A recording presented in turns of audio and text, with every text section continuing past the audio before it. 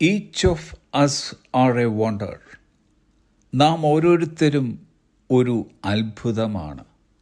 തിരുവചനം പറയുന്നു, 139 സങ്കീർത്തനം 14 വാക്യം, ഭയങ്കരവും അതിശയവുമായി എന്നെ സൃഷ്ടിച്ചിരിക്കയാൽ ഞാൻ നിനക്ക് സ്തോത്രം ചെയ്യുന്നു.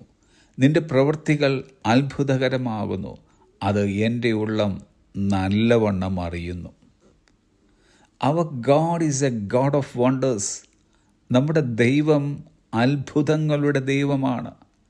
അങ്ങനെ അത്ഭുതങ്ങളുടെ ദൈവം നമ്മെ ഓരോരുത്തരെയും അത്ഭുതകരമായി സൃഷ്ടിച്ചു, അത്ഭുതകരമായി നമ്മൾ പ്രവർത്തിച്ചു കൊണ്ടിരിക്കുന്നു.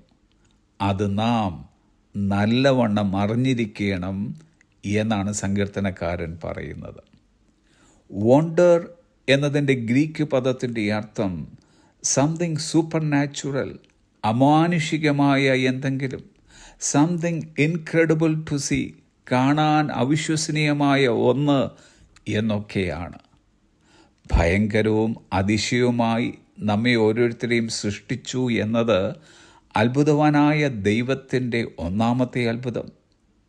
നമ്മെ വീണ്ടെടുത്തതും ദൈവമക്കളാക്കി തീർത്തതും രണ്ടാമത്തെ അത്ഭുതം. ഓരോ ദിവസവും നമ്മെ പരിപാലിക്കുന്നത്, ആവശ്യമുള്ളത് നമുക്ക് തരുന്നത്, നമ്മെ സൗഖ്യമാക്കുന്നത്, അർഹതയുള്ള ശിക്ഷകൾ നമുക്ക് തരാത്തത്, അർഹിക്കാത്ത നന്മകൾ നമുക്ക് തരുന്നത്, ഇവയെല്ലാം ദൈവം നമ്മിൽ നിത്യേന ചെയ്തുകൊണ്ടിരിക്കുന്ന അത്ഭുതങ്ങളാണ്. ഇവയൊക്കെ നമ്മുടെ ഉള്ളം നല്ലവണ്ണം അറിയണം. എന്തിനാണെന്നല്ലേ? ടു സെലിബ്രേറ്റ് ഗാഡ്സ് വണ്ടേഴ്സ്, ദൈവത്തിൻ്റെ അത്ഭുതങ്ങളെ ആഘോഷിക്കേണ്ടതിന്. 136 സങ്കീർത്തനം ഒരു ആരാധനാഗീതമാണ്. ഭക്തൻ ഇതിൽ ആരാധന ഒരു ആഘോഷമാക്കുകയാണ്. അതിൻ്റെ 4 വാക്യം ശ്രദ്ധിക്കുക. ഏകനായി മഹാത്ഭുതങ്ങളെ പ്രവർത്തിക്കുന്നവന് അവൻ്റെ ദയ എന്നേക്കുമുള്ളത്. We must never forget God's miracles.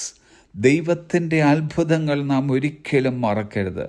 We must bring our thoughts to celebrate God's wonders and ponder on all He has done at all times.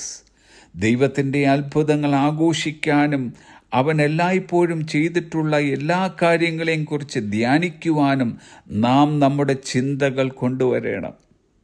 എന്നിട്ട് ഓരോ അത്ഭുതങ്ങളും എണ്ണി എണ്ണി പറഞ്ഞ് നാം ദൈവത്തിന് സ്തുതി കരേറ്റുന്നവരായിരിക്കണം.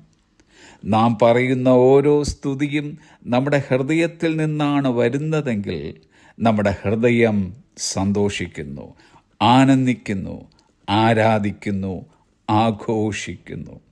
So let us today celebrate the God's wonders by praising and worshiping Him. അതുകൊണ്ട് ഇന്ന് നമുക്ക് ദൈവത്തെ സ്തുതിച്ചും ആരാധിച്ചും അവൻ്റെ അത്ഭുതങ്ങൾ ആഘോഷിക്കാം. Have a blessed day.